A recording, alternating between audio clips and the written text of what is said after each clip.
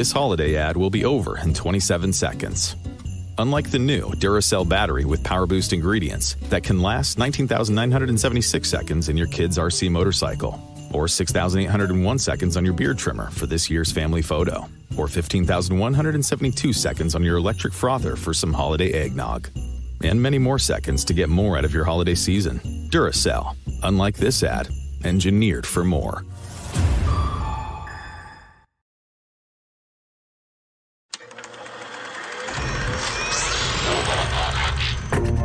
Game over, man. Game over. You're gonna need a bigger boat. So serious. Roll out. I am Iron Man. This is a tasty burger. Welcome to the InSession Film Podcast. Welcome to the new podcast presented by the female film critics of InSession Film. We are speaking, we love movies, we are Women in Session. I'm Kristin Battestella, also writing for I Think Therefore I Review. Zita Short of the 300 Passions podcast is back with us tonight. Zita, thank you for being here. This is our last recording of the year, our 20th episode thus far of the Women in Session podcast. It still feels young compared to the big In Session 500 episode opus. But since it is almost Christmas time, lots of holidays and activities, things are still happening. We, of course, decided to sort of begin. We began talking about Casablanca. I began talking about Casablanca because I love it. So it seemed only fitting that we should kind of end our calendar year talking about Humphrey Bogart. Zita, do you love good old Bogey? Oh, yes. I would say that I'm a fan of his, and he's just one of those actors where it's so fascinating to consider his career because you can break it down into so many distinct eras. And no two performances are exactly the same. And I always think that it's very rewarding to go back and look at some of his 30s work when he hadn't quite settled into his persona yet. And so I do think that it's very enjoyable to look back on some of those lesser known films when he was just finding his feet. True. We're dipping our toe into the broad spectrum of Humphrey Bogart. I do have to say, I always think of Humphrey Bogart around Christmas. He's born on December 25th.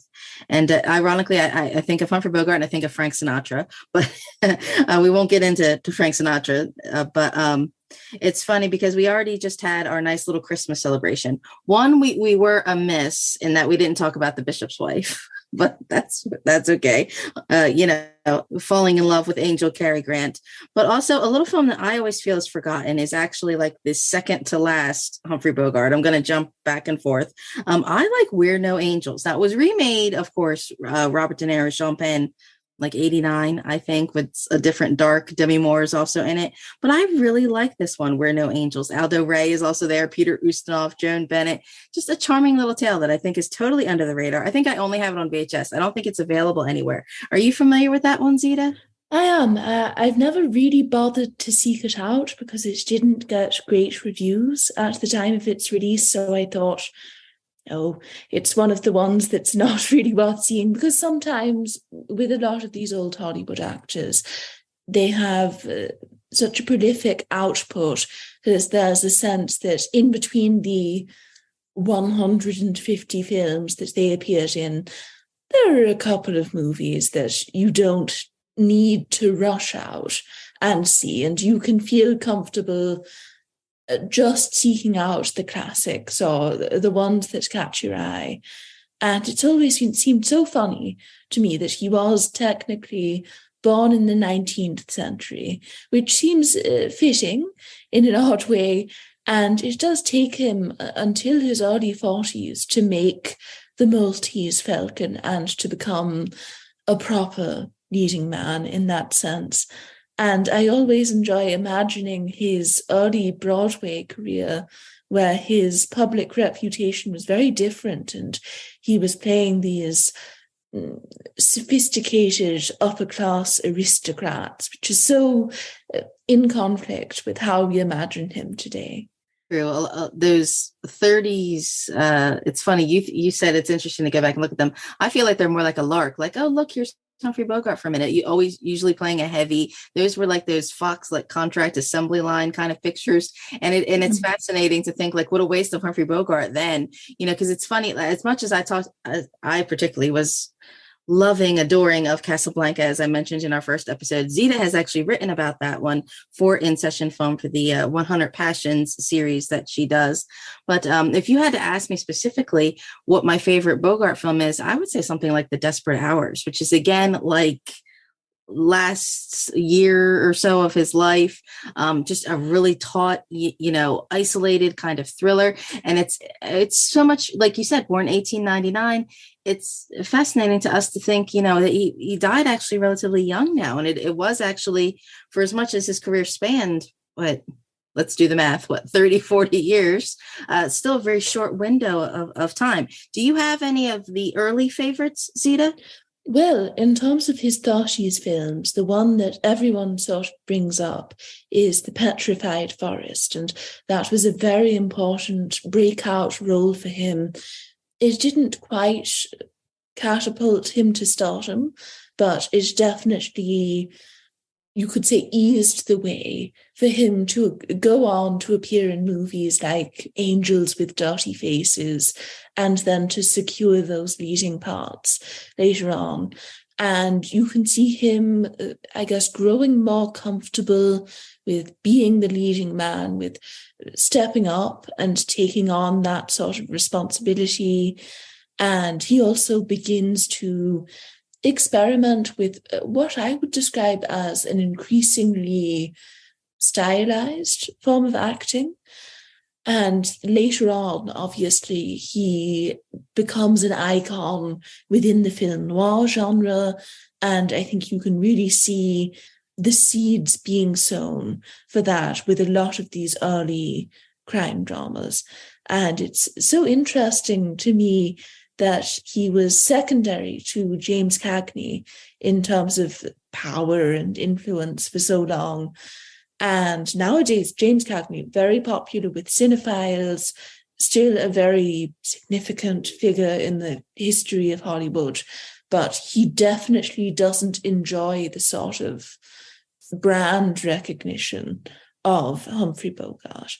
1936 is The Petrified Forest, and you have like Leslie Howard and Betty Davis, and it seems like all of a sudden this person who was like just the thug in these 30s movies is all of a sudden holding his own against these big people. And I guess some people today may go back and find Bogart stereotypical because he's the one who kind of, I always feel like, kind of invented the gumshoe kind of style, like even the way they talk, like, hey, look here, see, there's the dame and the crooked fedora, and it's funny. I was just, watching Goofy Dark Shadows, and they've got like the stupid hard-nosed lawyer, Tony Peterson, and he's got like the trench coat with the upturned collar. And I'm like, he's really putting on a Bogart here.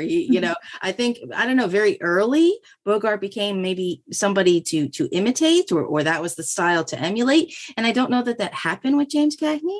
I think he just was, I don't know, larger than life in himself, but only himself. Where Bogart, I maybe that comes from the 40s success, that all the studios then went, okay, we have to imitate assembly line, this exact same thing kind of thing. I don't know, because you're right, it makes note in The Petrified Forest, and you said Angels with Dirty Faces, but even then, like the later 30s with Dark Victory, you get, but then it's like he really doesn't come on till the 40s, till The Maltese Falcon. Did you have any other of those late 30s favorites? It's still an interesting time in his career, and I'd also like to bring up Dead End. And this was another big early role for him. He's working with William Wyler, a top director. They would reunite, of course, on the set of The Desperate Hours. And it's one of those films that really employs that unique charisma that he had, in that he plays a very sympathetic criminal in this movie. And even as a late 30s treatment of that sort of story, this does push a couple of boundaries. And it's interesting to see Bogart's style of acting, which again takes a little bit of time and effort to adjust to, I would argue, for a modern viewer. Whereas, and this is not meant as criticism, but an actor like Joel McCrea, who is his co-star in the movie, does come across as more naturalistic, slightly less managed and stylized. And I say managed and stylized in the positive sense. But I do think that if you're a person who's seen one film from the 40s, you might end up watching an early Bogart performance and thinking, whoa, he's doing way too much. And I think you really need to just settle in, get on his wavelength. And the movie's a pretty good introduction to what he can do. It's funny that, yes, I think there are people today who would say, oh, this is over the top, it's too much scene showing. But I have to stop and think. I feel like I'm hard pressed to find a modern actor who has that kind of larger than life. That's just like, you know what, I'm going to own the scene. I'm going to do it my way. And that's it. Tough cookie, tough doll dame. You know what I mean? There is a certain, you're like, oh, this is wild, but it's memorable. And it's so funny. I always think of that. I don't know if you've ever seen it, Zita. There's a Tales from the Crypt episode where they use Bogart's face. It's really amazing, like innovative at the time, where it's always like he's playing like a dead body, and it's one of those, you know, narrating like meant to be a stylized film noir, and they use like reflections in the mirror or just window reflections and everything to kind of basically have sort of compositely brought Humphrey Bogart back to life in this video in the 90s. Mm-hmm. And it's very eerie. It's a gray area. Like now we've got that weird uncanny valley kind of thing, but at the time it was so innovative. But it was like the idea of that nobody else could have played that part. If you were going to do we're going to do like a noir, you know, Bogart knockoff, you could not get anybody but Bogart to do it, even if he had been dead for 50 years. Yeah. But now, if I recall, you're not that big of a fan of Casablanca. Oh, okay. This is a very odd case because it sounds like I'm being this party pooper. My confusion over it is that I would consider myself to be a big fan of classical Hollywood cinema. I consume a lot of movies from that period. This is probably my niche in terms of all cinema that has ever been made. And it's sort of mildly frustrating to me that this movie, which I think is just okay, has been enshrined in the public consciousness as the one great old movie that everyone should see at one point in their lives. Even in terms of Michael Curtiz's filmography, you could do so much better. I wish that something like Mildred Pierce, which is dark and messed up and perverse and often kind of uncomfortable to watch, even though it's wildly entertaining. I wish that something that weird enjoyed the sort of cultural cachet that has been afforded to Casablanca. And quite frankly, I just think it's a little bland. Because now you wrote about the 100 Passions for InSession film, and Casablanca is number one. Mm-hmm. And so does that cheapen the whole list for you? Oh, yes. And I think that's classic AFI. They are so middle brow. They're so straight down the middle. They don't want to ruffle any feathers. And it's the most milquetoast choice that they could have made. And you just think, oh, okay, we're not even trying. Because now I'm curious, because your podcast, 300 Passions, is where you discuss all the nominees of the films that did not make the list. Were there other Bogart films that did not make the list? Yes, I believe there were. There might have been The Call, and I guess Sabrina did make it onto the list, but you did have quite a few nominees, even though, and I guess this is sacrilege, I don't necessarily look at him and think, oh yes, one of the great romantic comedy leads. And that is not, again, not a criticism. He has plenty of range. He is a very versatile performer. Every actor has at least one niche that they don't fit into. And in Humphrey Bogart's case, he is not Herbert Marshall or Melvyn Douglas. And I just find it really funny that in the 50s, they looked at this actor who doesn't have a lightness of touch and thought, ah, yes, he is the modern day version of these performers. That's what I love about Weird No Angels, because it's a comedy. It's three convicts who set up in this it's like turn of the century. So it's like a general store where the family's rooms are in like the back and above, and they kind of sneak in and they decide to do nice for this family against their landlord who's going to kick them out.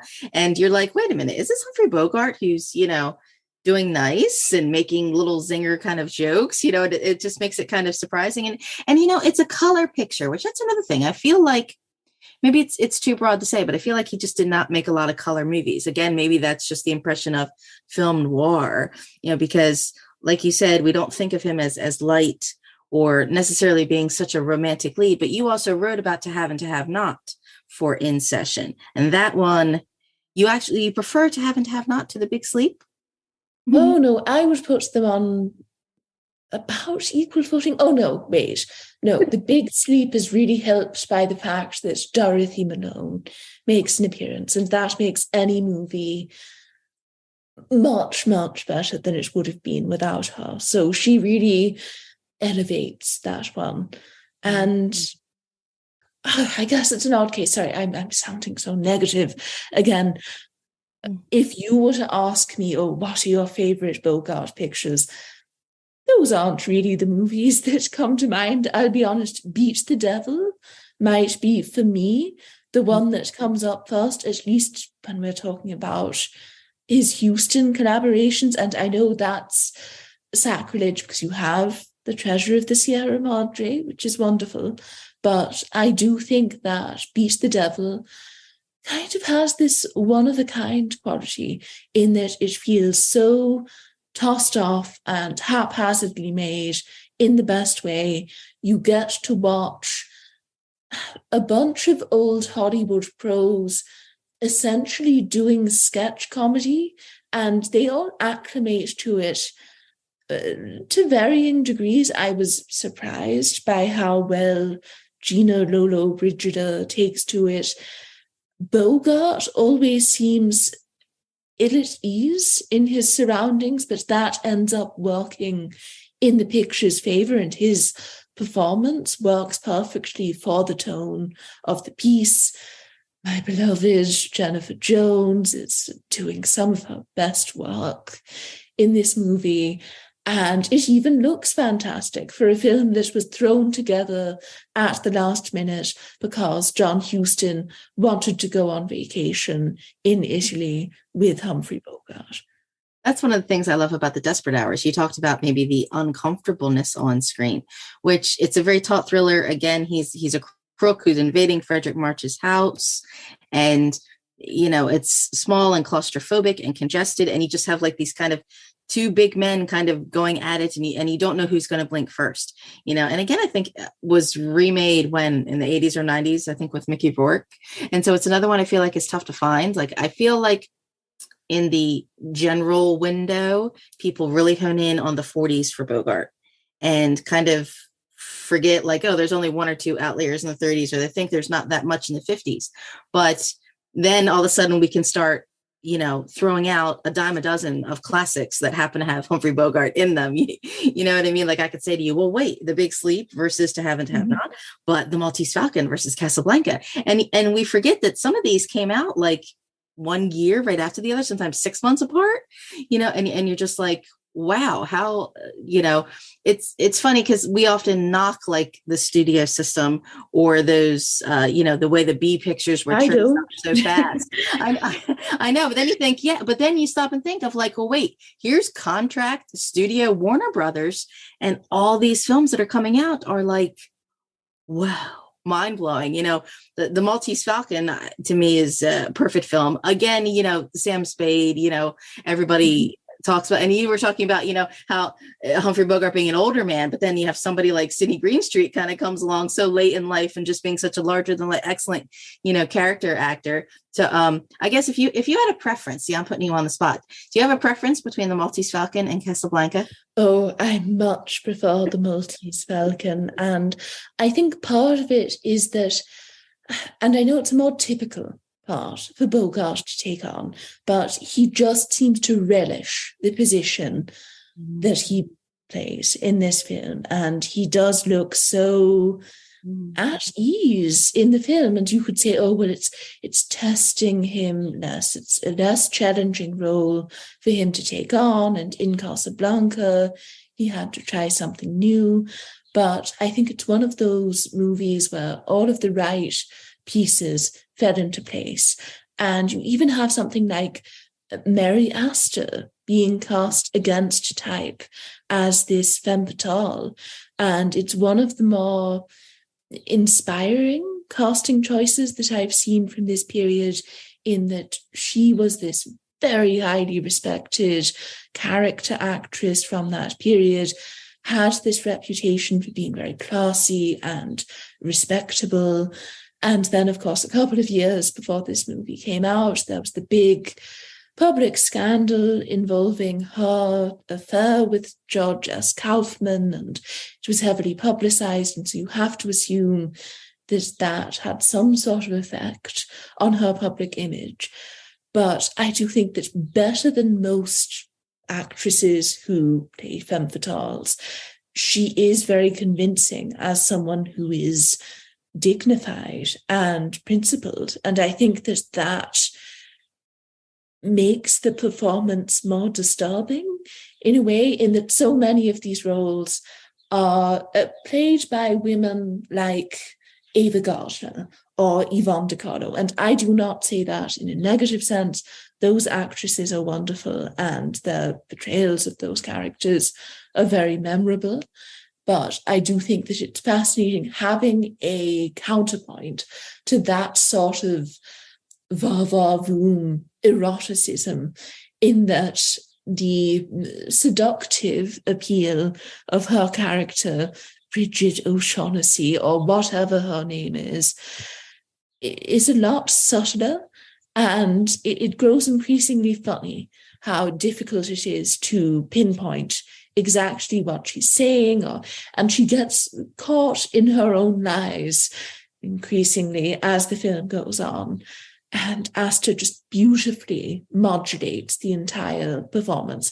And I think that could be said for the rest of the film too. I guess today it's probably a very obvious mystery. You can't fool today's audiences. They probably know what the story is, know what the big special hook is, But at the same instance, I love that it's subtle. As much as we say Bogart can be so over the top, or that this kind of role, you would think it'd be going through the motions for him, but it's not. Today, I think an actor and an actress would be so obvious in their scene chewing, and so what they're trying to type and what they're trying to do, and it just would completely not work. And to me, The Maltese Falcon is the perfect film. Everything is firing on all cylinders. Even having seen it dozens of times, it's like I'm still excited, for all the big surprises at the end. You notice something different, and just their clothing style and their mannerisms.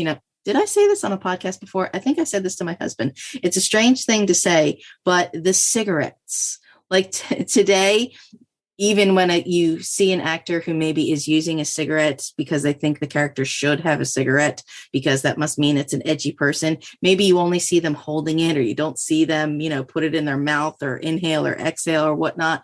But it's to me, it's so silly, but it's fascinating to see the way these people in the past just handle the cigarettes, handle their cigars, like it is part of their creation of a character.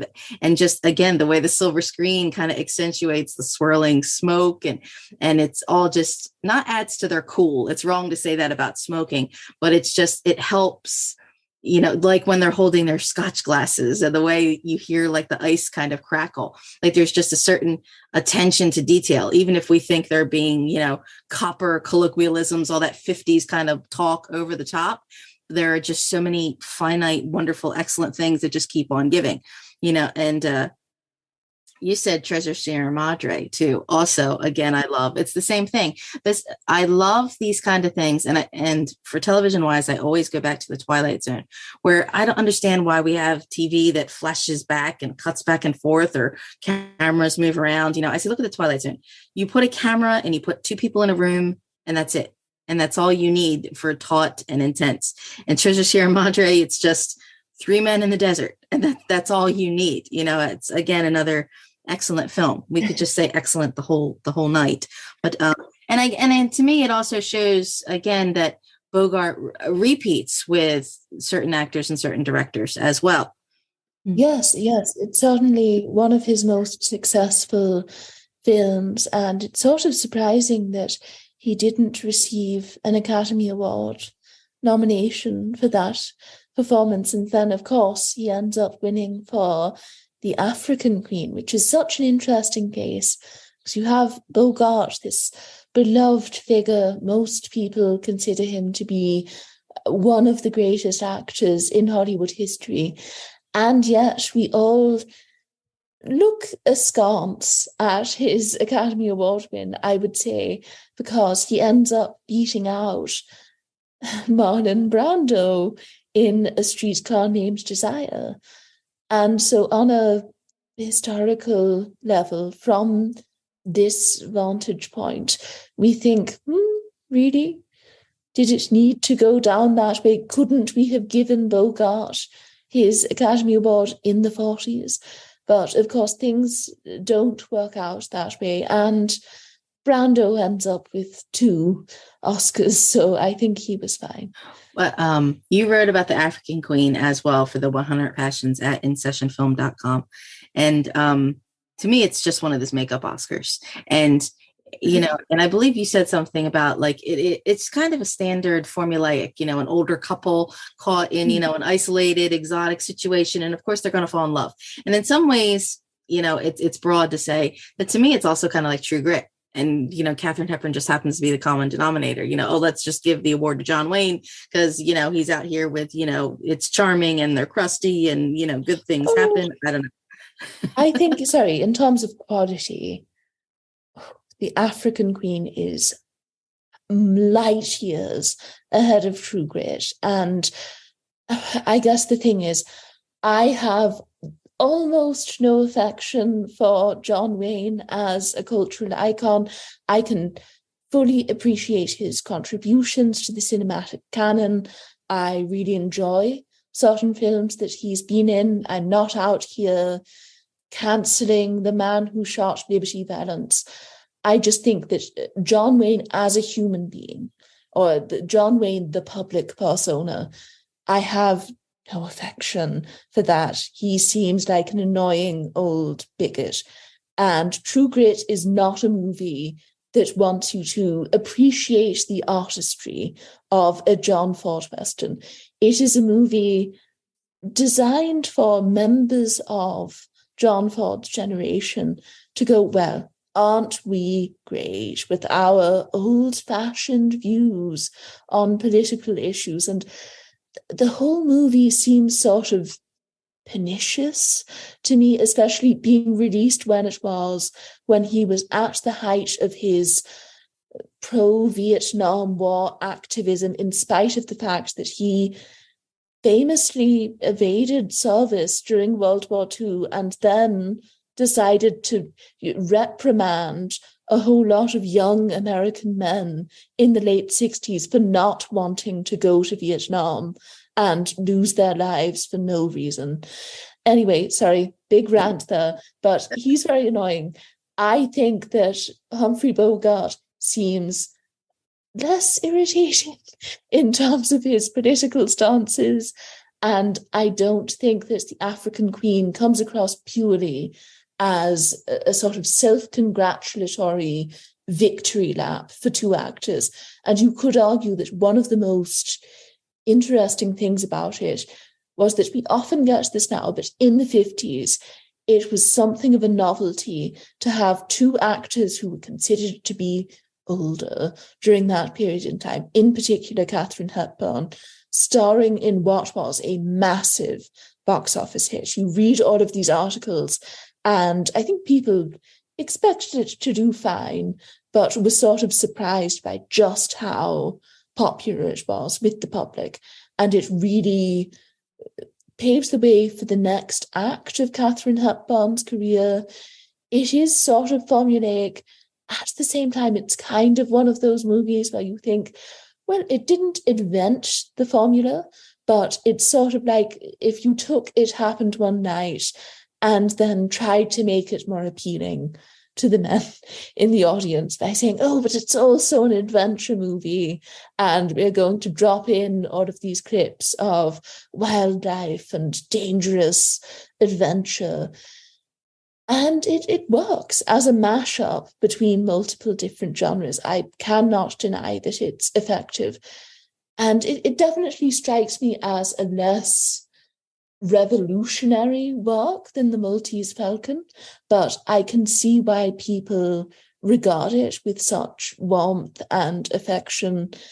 And I do think it's notable that of all the rom-coms about people who hate one another but then realize that they're madly in love, one of the things that I appreciate about the African Queen's script is that neither of them are awful human beings. And when they do fight, it is for understandable reasons.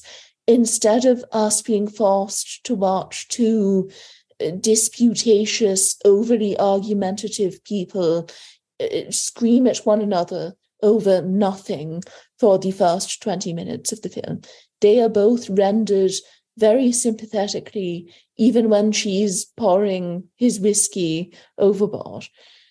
We've discussed this previously, this idea of the charm and the charisma, and today how that's lacking and how the Hollywood star is dead.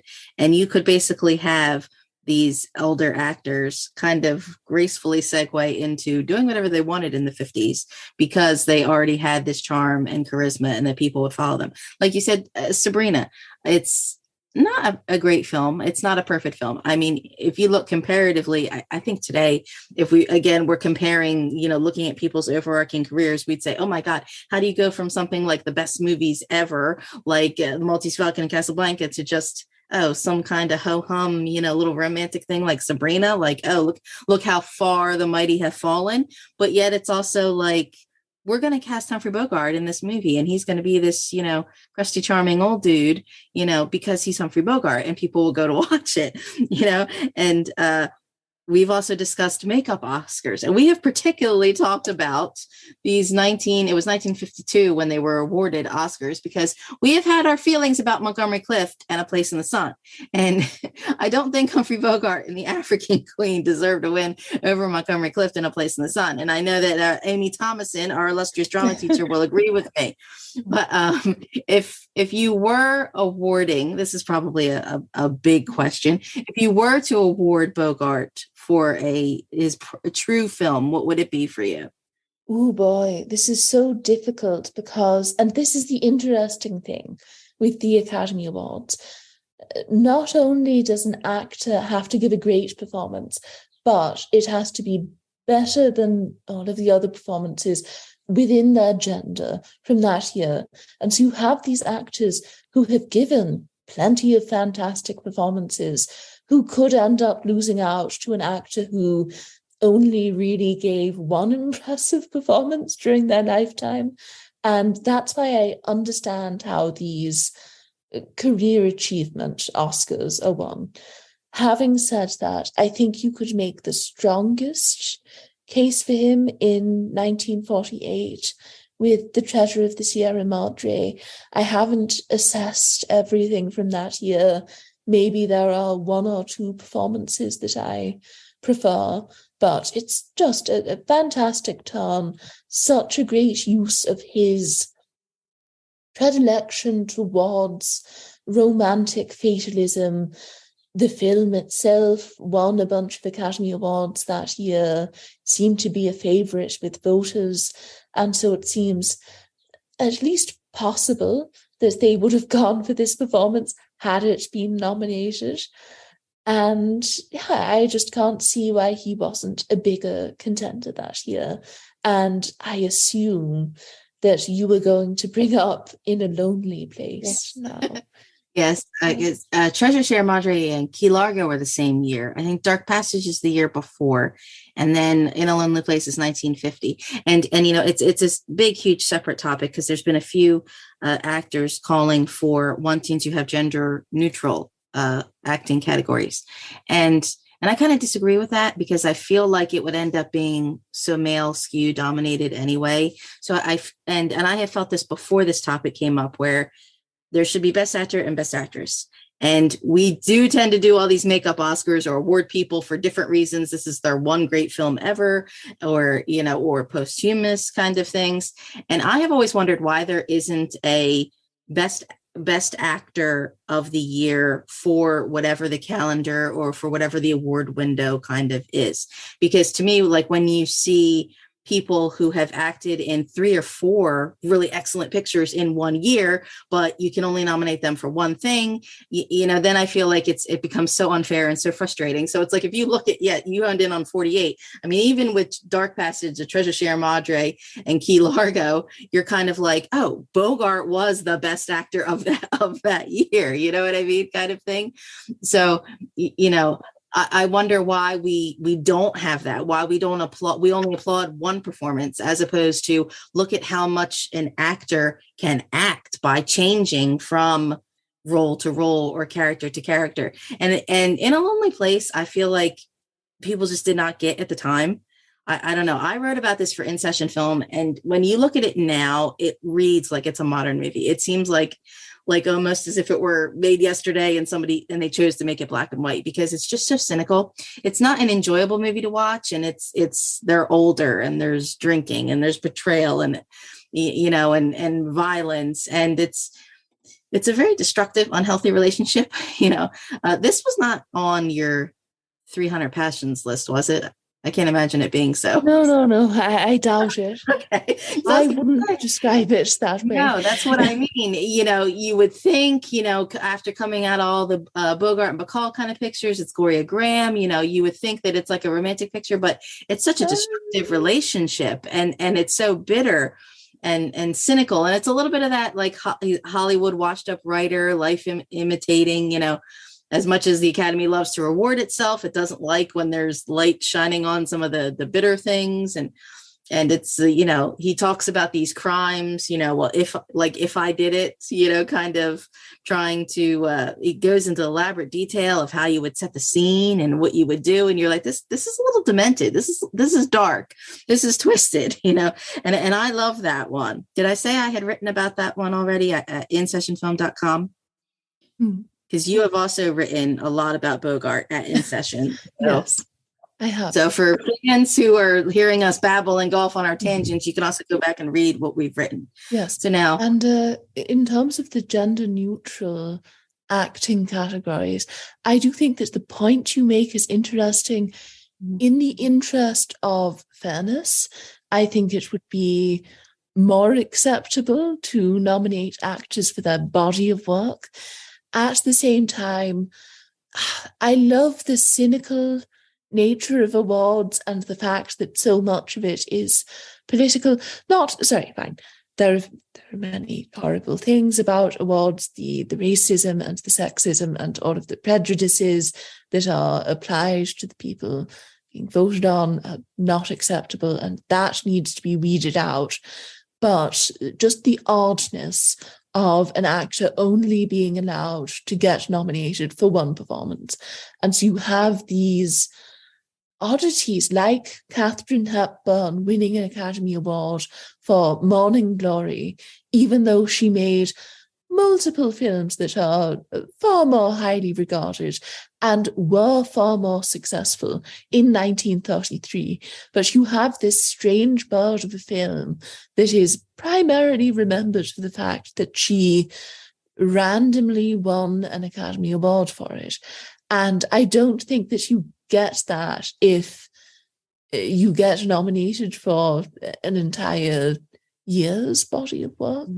And Katharine Hepburn specifically, how many times was she nominated? 12, 14 times? Oh, yes, she held the record until Meryl came along. Because the Academy had no problem nominating lots of women winning a couple times, where up until Tom Hanks, it was like if Med won once, that was it.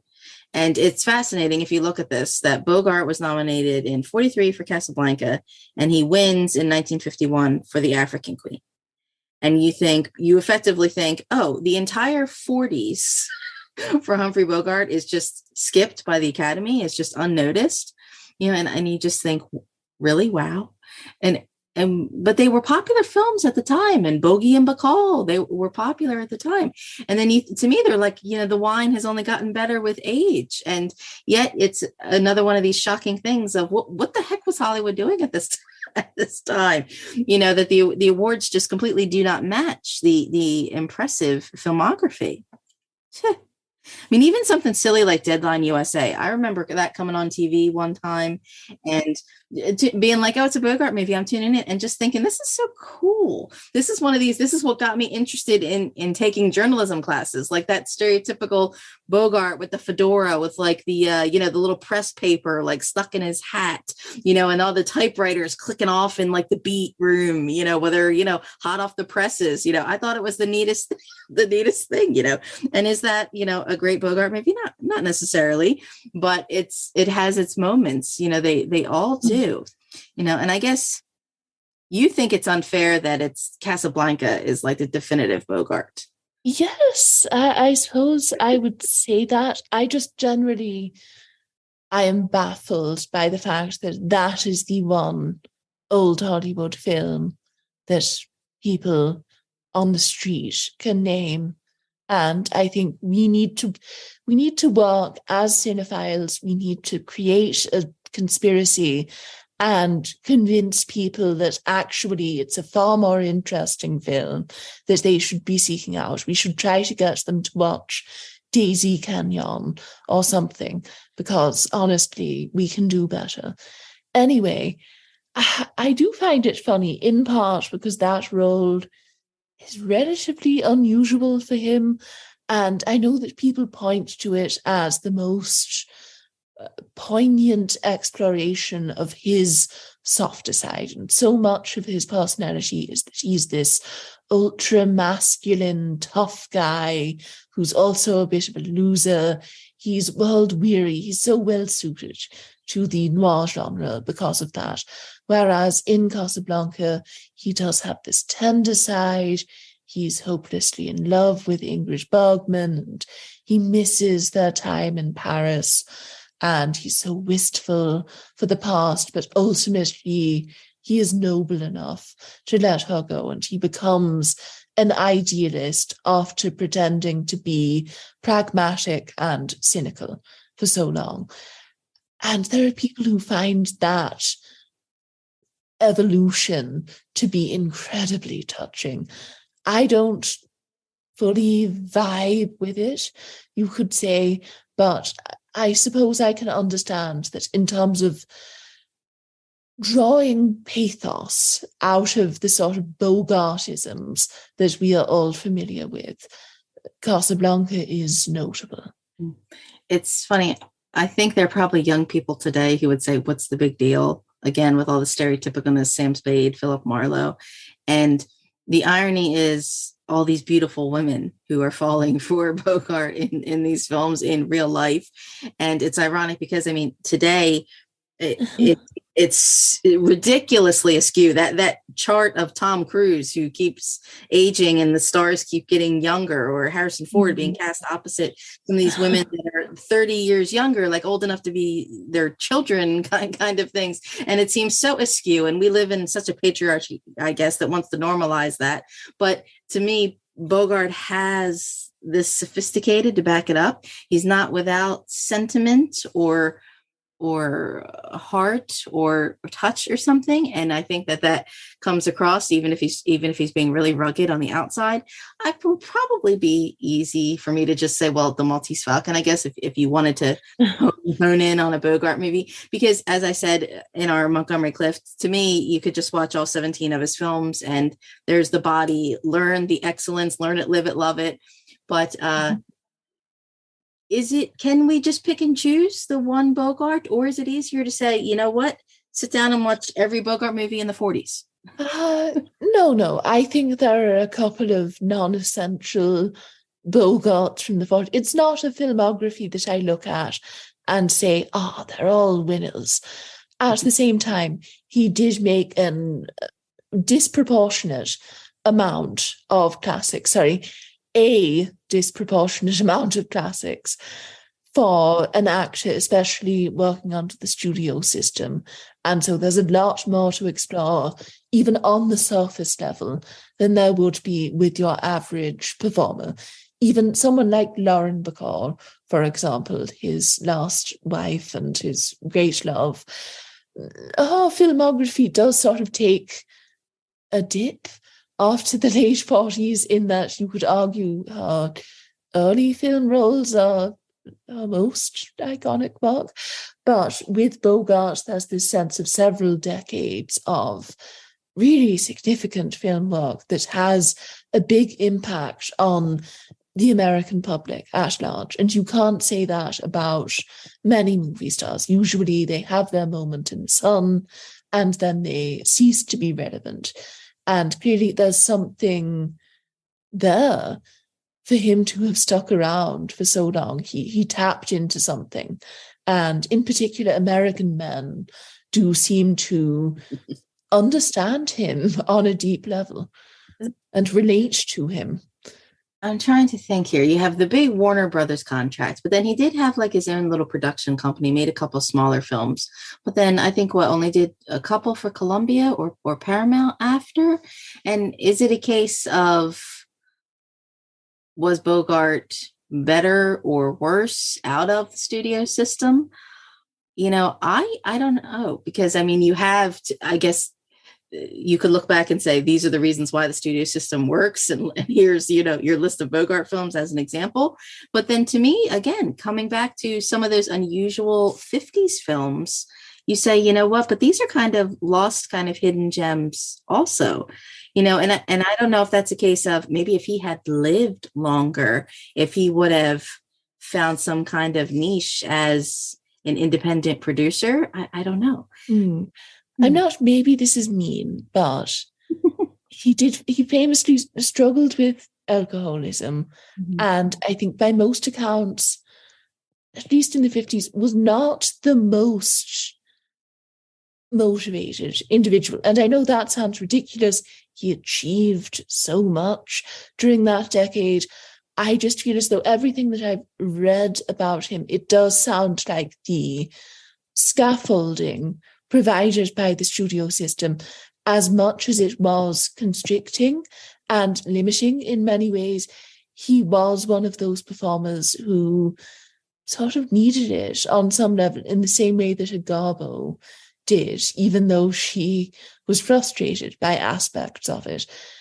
And it's one of those things that you get with these old Hollywood stars, where in every Bogart performance, you do see some of the same mannerisms and tics popping up. He does have this personality that he incorporates into every performance, but at the same time, he displays a considerable amount of range.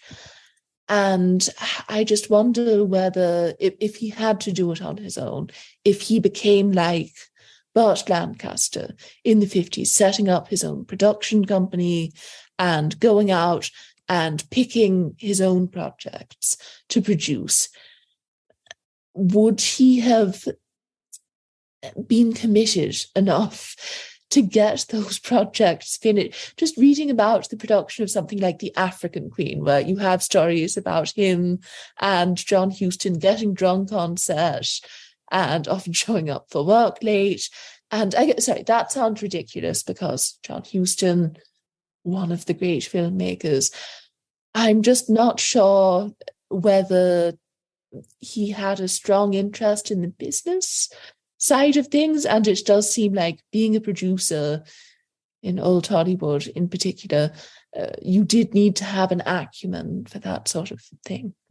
Old Hollywood just had the chops. They could show up drunk and go put out classics anyway. And another fascinating study, all the things Scorsese says, I think, was Scorsese the one who said something like, It's not, people don't go to Marvel to see the actor. They don't go to see Chris Evans. They're going for Captain America. It doesn't matter who's playing Spider-Man. Was that Scorsese's latest anti-comic discord? I think so. There's always something like that going around. And to me, it's fascinating to study, because looking at these things like these Marvel contracts, these Disney contracts, where they talk about the special effects people being kind of underfunded and not having enough time to do what they need to do, and how a lot of the actors are only paid such minuscule amounts for these cameos, and they don't count in what their contract is for X amount of movies. And you think, this is a studio system. And what is the incentive, or what is their commitment, that they don't have to bother to do anything else if they are making so much money with these merchandisings and things like that? And it's fascinating to look at. Here was the 40s studio system that was so structured, that was hitting out these classics. And then here we're back to big, huge, massive things that just seem like assembly line. And you know what? The actors don't have to go above and beyond to make it great. They're just like Meryl Streep famously said, like, she didn't actually like being in Death Becomes Her, because she felt like she was just a prop, because she had to stand there for all the special effects to get kind of set in place. Like, the people are just like, we'll call you when we need you from your trailer. So to me, it's a fascinating thing to look at, that we want to, some anti people who don't like the old movies and poo all these like stereotypical film noir kind of things. And then I'm like, but how are new movies any different? It's the same thing. Mm-hmm. Yes, it is a touchy subject at the moment, I would say. And you have a lot of Marvel actors who have come out and complained about the fact that they do feel creatively stifled when they work almost solely in the world of Marvel. Someone like Zoe Saldana spoke about the fact that she feels like it's so time-consuming working on these projects that she just doesn't have the time or the energy to commit to making other films. And it's really frustrating for her, obviously, because she feels like, well, I'm just playing the same role every year, and I'm not really getting to grow or evolve as an actor. And I do feel like a cog in this machine. And as you pointed out, there are a lot of similarities to the studio system, in that there's a sense that these actors cannot survive without this system to support them.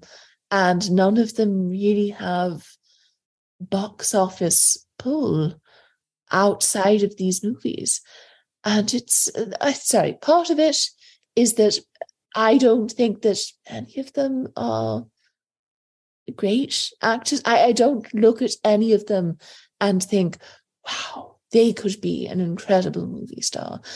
And okay, maybe that's unfair. You have someone like Anthony Mackie, who's incredibly charismatic, and I would like to see him in slightly more experimental films, and Scarlett Johansson has proven herself. But there is this sense of actors sort of stagnating once they take on these roles, and you have this incredibly easy paycheck. You become one of the most talked about actors in the world, but people are not interested in you. They are interested almost completely in the character that you are playing. Exactly. And sometimes you do hear people say, well, they take the big paychecks so they can get some of the smaller things that they really want to do get done. But that becomes so few and far between. I like Hiddleston. I think Hiddleston does a lot of masterful Shakespeare. But when can he do that? When he's too busy being Loki all the time. And there are some people who are vocal and complain about it and do what they want to do. But then you're right. You think that they wouldn't be anything if it weren't for them being in the Marvel things. And it's very frustrating, and we always come back to this charisma. What was the Disney movie they just had? Was it The Rock and Sandra Bullock on the safari thing? Oh, Jungle Cruise, which it's not a good movie. Thank you. It's somewhat intriguing as an effort to try to reboot that sort of African Queen infused adventure romance movie. And the thing that we're constantly complaining about nowadays as cinephiles is that these mid-budget movies do not exist anymore. We are not getting thrillers about lawyers running away from evil firms that murder people in Memphis and then go to mysterious islands where prostitutes seduce Tom Cruise. That just doesn't happen anymore.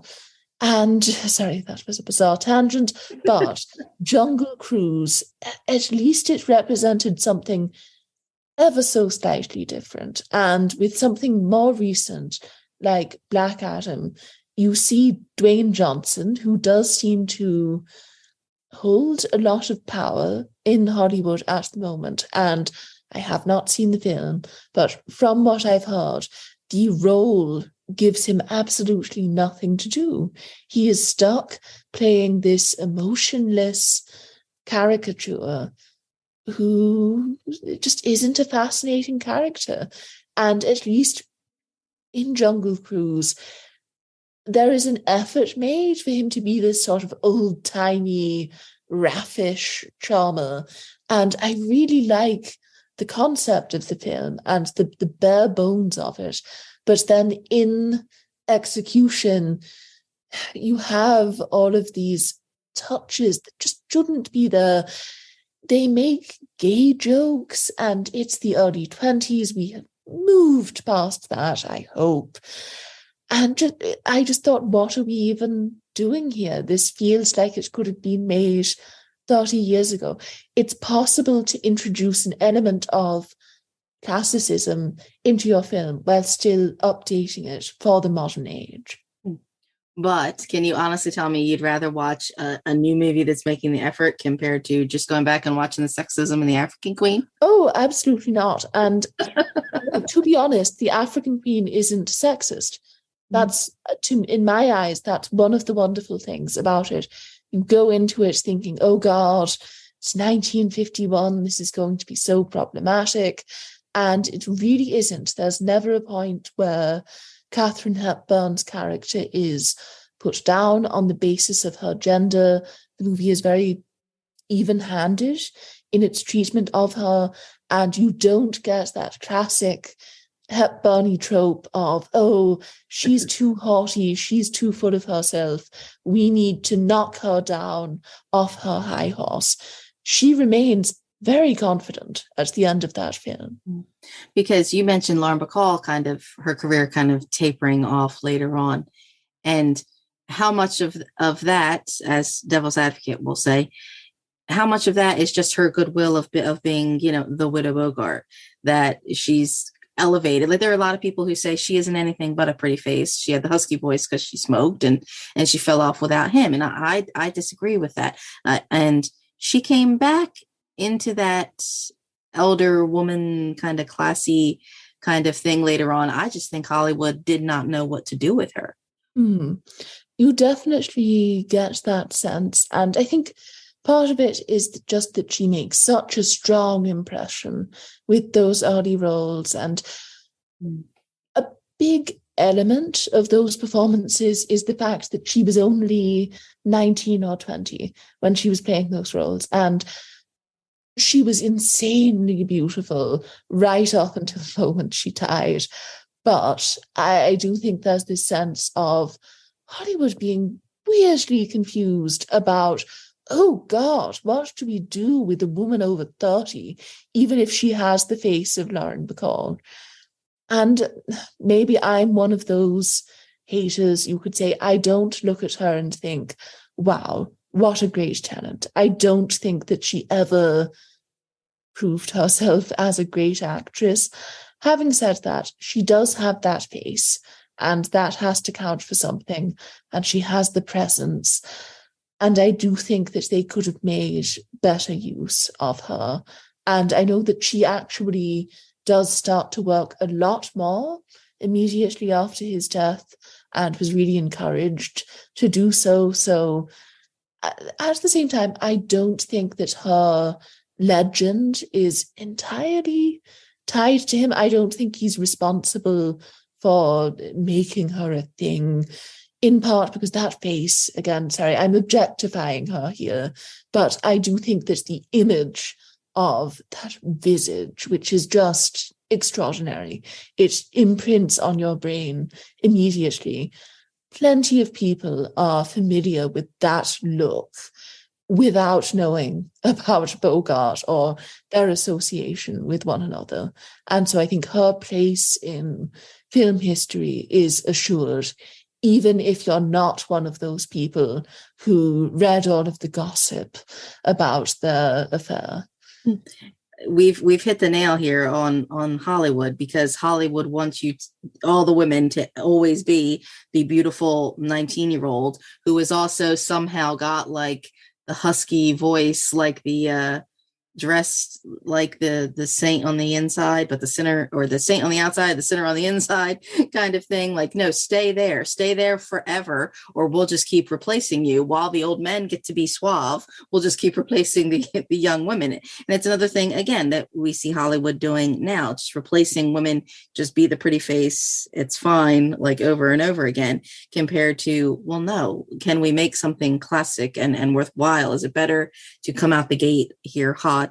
You know, she comes out in her debut and completely To Have and to Have Not, exceptional. And then you have to stop and think, how long had Bogart been working up until that time? He'd already been working like 20 years. What, before, before 41, you would say? Yeah. And it's like, he was old, effectively. Today, Hollywood would write him off. You're too old. Well, it is one of those classic Star is Born stories where he was already this very successful, well-established actor, and she was just a young ingenue trying to make it.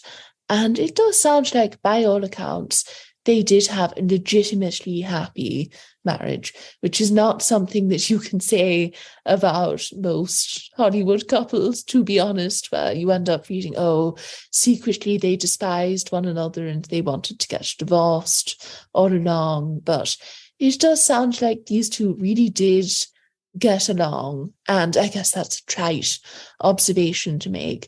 But I do just think it's kind of refreshing to read about a movie star couple in which the two people were actually attracted to one another, instead of it just being an effort to generate publicity. Yeah, modern gossip, the PR strolls and all the kind of pap stuff. And it can be so obnoxious. Even if you're not paying attention to it, I'm thinking, I know about these people's private lives, even though I could care less, because the Kardashians are so inescapable. You know, could Kanye West just stop talking? I don't even care what you're saying.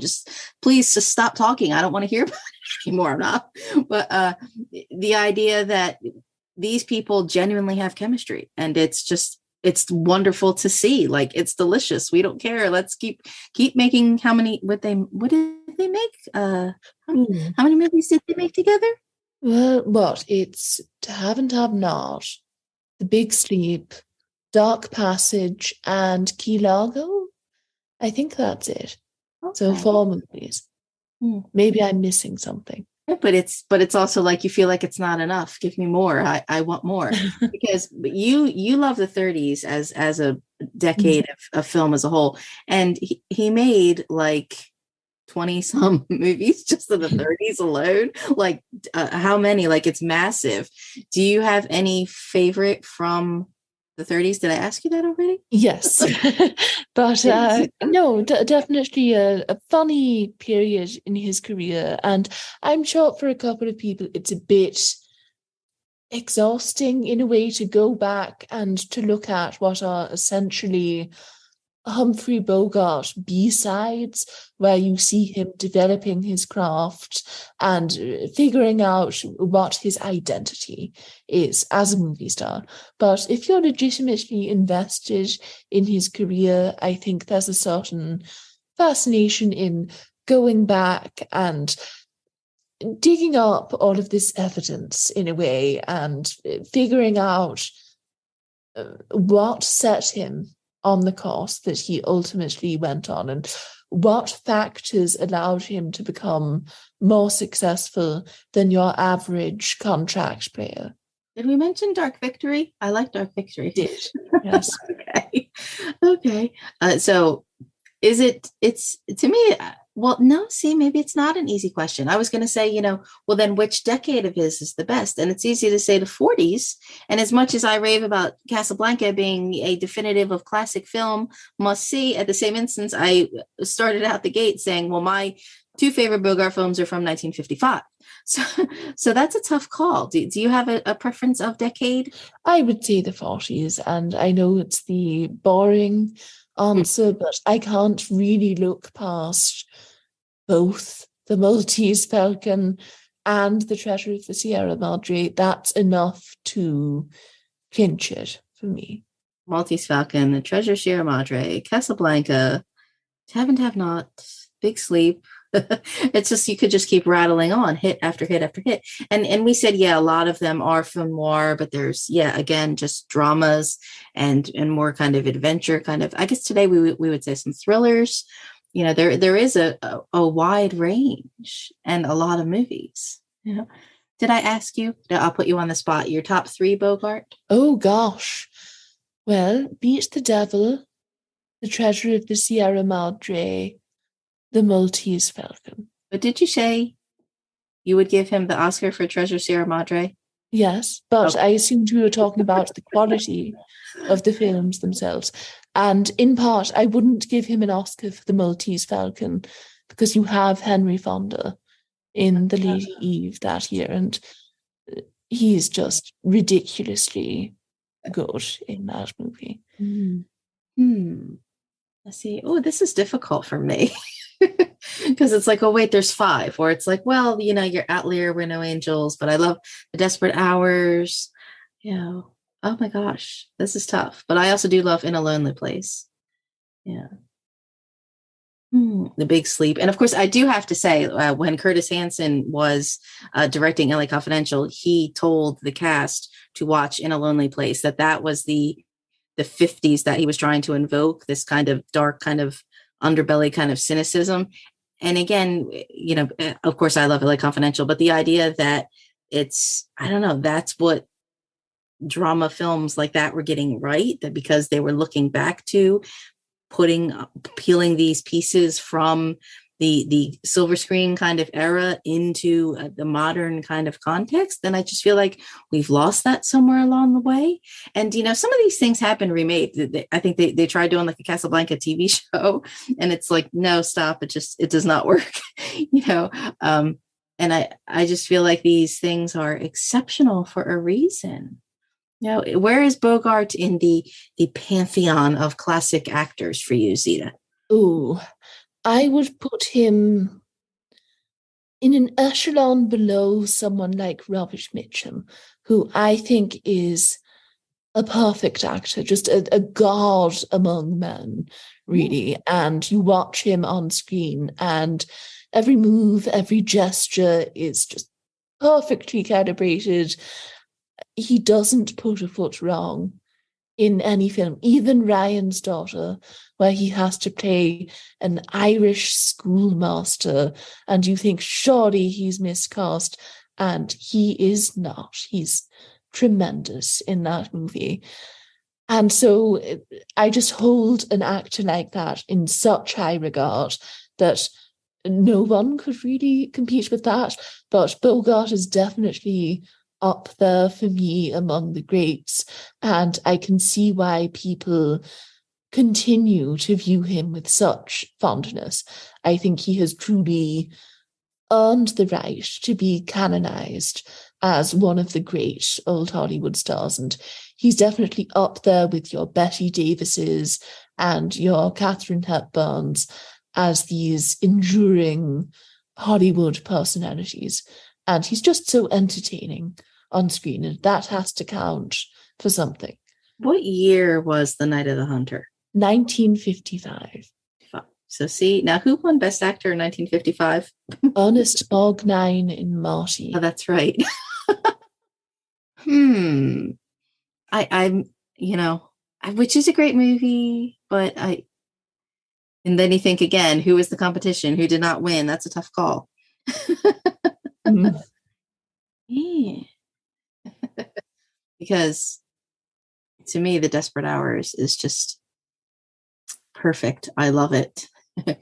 Again, because it's about such personal introspection. What is, almost this a cuckold kind of thing, that the man is the king of his castle. You can't come into his home and threaten his family, but Humphrey Bogart is going to do what he wants to do. And, Frederick March is going to have to sit there and take it, and I don't know, are we not macho in a good way, but I don't know. I feel like today's male stars just don't have the grit that you're talking about. If you're talking about Robert Mitchum like that as well, in such esteem, I feel like it's just, I don't know, today's men are lacking on screen. Oh. I mean, this is why they're not, why we don't go to the movies just to see a specific actor anymore, as opposed to, yes, when you see a movie, it doesn't matter what it is, Humphrey Bogart's in it, oh, click, I'm going to watch it.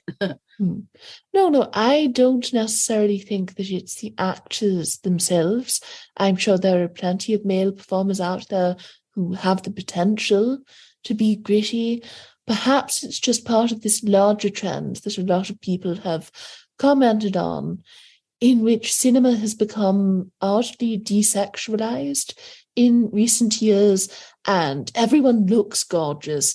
Everyone is on an intensive diet, and they all have these pointy little Dorito bodies, but the camera doesn't lovingly gaze upon them in the way that a movie from the 40s would. And you can definitely get into debates about these entry-level film studies concepts like the male gaze, and it's definitely fair to argue that just sexualizing an actor without considering the implication behind that might not be fair, but I do think that it's fully possible to eroticize the male or female form without doing it in a demeaning manner. Because, as we said, Humphrey Bogart had a lot of entries on your 100 Passions list. But when I look at him, I would not necessarily say that he is a good-looking man, but he has an extremely interesting face. And it's one of these, you can't look away from him on screen. And again, like I said, that turned up collar, the tilted fedora, that kind of becomes the definitive silhouette, and how you believe him as a man of action. Whether it's like, spoiler, I guess, Casablanca, him choosing to kind of not do the action, kind of do the right thing, or if it's, he's going to solve the case when he's the detective, and sometimes you feel like, again, that's missing today, that some people just don't have the do what they have to do. You get the sense that they are an actor and they're just in the special effects, as opposed to everything happening within the style, within the performance. And that's what I just think Bogart continues to excel at, that you could, again, even movies I've seen a dozen times, I'm still watching, I'm still finding something new. It's still fascinating. And I think I said this in our debut podcast, when I saw Casablanca in the theater and nobody moved. I think a couple times people coughed or sneezed because everybody was just so captivated. You're in the lives of these people, and the story, the romance, and I know Zita doesn't love that one. And yet that was number one on the 100 Passions list, you said? Yes, it was. What are you working on at the 300 Passions now? Well, currently we're looking over a couple of the more esoteric entries on the list, and we are looking at the 1939 adaptation of Goodbye, Mr. Chips, the classic James Hamilton novel. So I'm a very big fan, perhaps the world's only fan, of the Peter O'Toole remake of this film. But my feelings on the 30s movie are more complicated, you could say. Did you have any final thoughts on Humphrey Bogart? Oh, well, I very much enjoyed discussing him, and just such a wide-ranging, fascinating career. It really is one of those filmographies that you can properly delve into And I'm sure that for the listeners, this has been a more entertaining episode to listen to than, say, the Jennifer Jones episode, where I spent a lot of time talking about movies that no one has heard of. At least today, we were able to stay on track. So, hey, I'm starting to think I could have a subversive goal of trying to get a Guy Pearce reference in every episode. No. It's in some ways it is a simple standard recommendation, even if it is a broad recommendation of, you know what, you're interested in classic film, go to whatever streaming service you have and, you know, look up Humphrey Bogart, you know, take what any few you can, because it's a class to study. And Zita, you have written about a few of these big pieces at InSessionFilm.com. And I wrote about In a Lonely Place as well at InSession. So you can follow what we've written at InSessionFilm.com, at InSessionFilm on Twitter. Who knows what's happening with Twitter implosions as well, is where you can follow us along. Zita, you're at the 300 Passions podcast. I'm Kristin Battestella. I'm at Therefore Review. You can also follow InSession on Patreon. And they're doing all kinds of awards polls have already begun and have already started at InSession Film. So that'll probably be happening in the new year. So as I said, I'm not sure when you'll be able to listen to this. Our illustrious leader, JD, doing all the bells and whistles for our little production here. Thank you. It's been interesting, Zita. It feels like we've been doing this for a long time, but we started in the summer. But so this is our 20th episode. So it's been a lot of fun. So thank you to those who have been listening, and we'll see you at the next Women in Session.